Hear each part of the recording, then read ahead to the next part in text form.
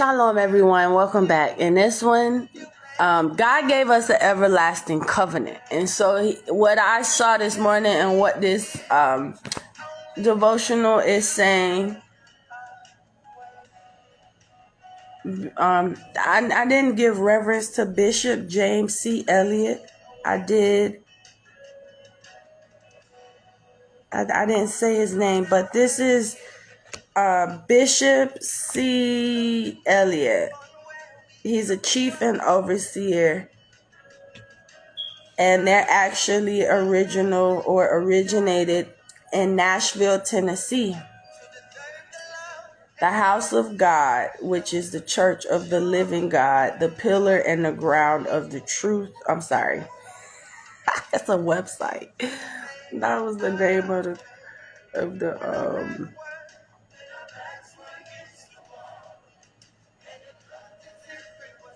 Oh, that is the name of the church. The House of God, which is the Church of the Living God, the pillar and ground of the truth without controversy. Keep dominion. All right, so Bishop James C. Elliott. Make sure you're not cursing your generations to come. Okay, there's an everlasting covenant.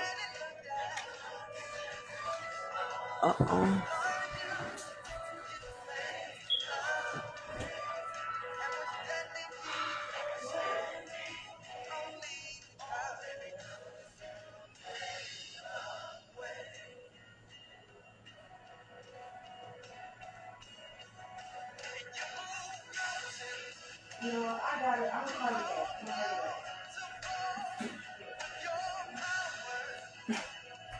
You know what she be doing. My mom calling me, asking me what happened because the water bill in May was $400. Here's the thing. That's what I'm talking about. She know I'm live right now. You know I'm live. Somebody had you either subscribe to me yourself because you write me through different undercover pages on YouTube. Like, you know I'm live. And so that's what God be talking about right there. Anyway. And so that actually ties into the message. I'm glad that happened. So she wanted to know why the water bill was $400. Here's the thing. When you have things that break and you personally know that it needs to be fixed and you wait so long, it causes more damage. And so now the water bill went up, but she knew it was certain things that needed maintenance in the house. And every time we went to her about these issues, it was, I'll take care of it. The other landlord of the house, she told me a long time ago when I went to her for help with my mom, went to her for help, she said, go through your mom. And so, it's just playing crazy and then saying I'm out of my mind for seeing your attacks or seeing your ways. Like, that's what I'm saying. But God is saying, don't curse your generations to come. Exodus 2 verse 24, and God, not in her case, but this is back to the people now. Back to the word. He says, explain how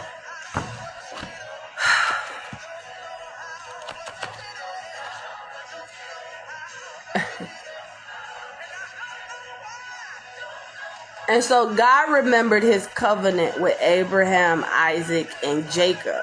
And so you got to be careful not to curse your generations. Basically. Like God, okay.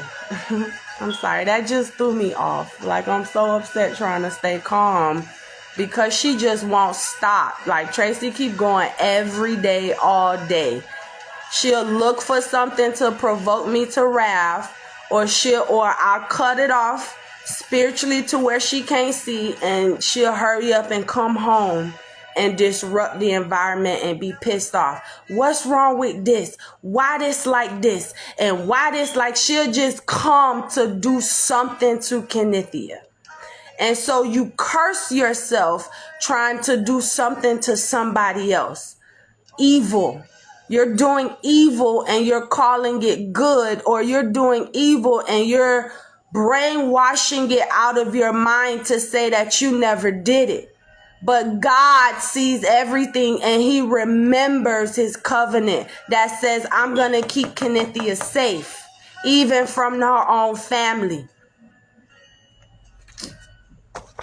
In today's lesson, the Lord made a covenant with Abraham, promising him that he would be blessed with many children, that he would be a father of many nations, and kings shall come forth from him.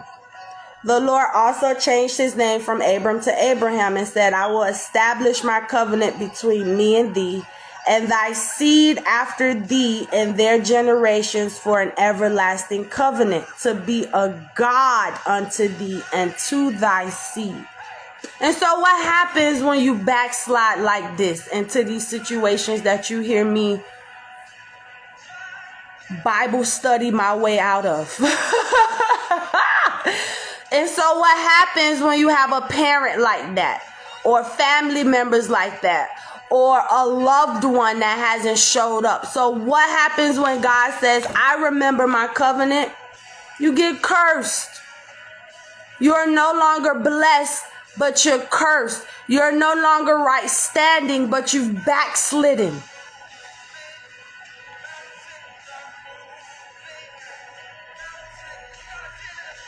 And so be careful you're not cursing yourself. That's something my mom always tells me, and that's my point. You see how she just called while I was on live. You see how she come in the house and be pissed off. You see how if she's spiritual, so she knows when my boyfriend, fiance manifests. She does something to sabotage it, to do relationship sabotage, life sabotage. And so God is like, I would never give children off to one man or woman like that and all that power. Man is not supposed to have that much power.